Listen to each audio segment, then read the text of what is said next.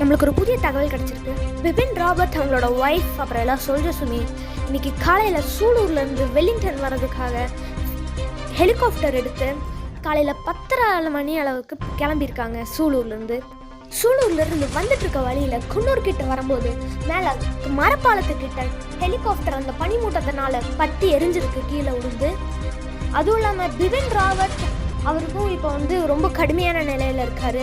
அப்புறம் இப்போ 7 சோல்ஜர்ஸ் இறந்துருக்காங்க. அவங்களோட ஒய்ஃபோட நிலையும் இன்னும் தெரியல. நம்மளுக்கு இப்போ இவ்வளோ தான் நியூஸ் கிடச்சிருக்கு. ஹெலிகாப்டர் ஆனால் நல்லா பற்றி எரிஞ்சிட்டு இருந்திருக்கு.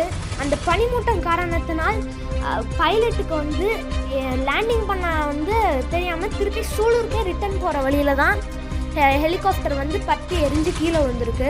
ஆனால் இன்னும் அந்த ஃபியூவல் டேங்க் மட்டும் பற்றி எரிஞ்சிட்டே இருந்திருக்கு. அது மட்டும் இன்னும் அணையலைன்னு நம்மளுக்கு தகவல் வந்திருக்கு.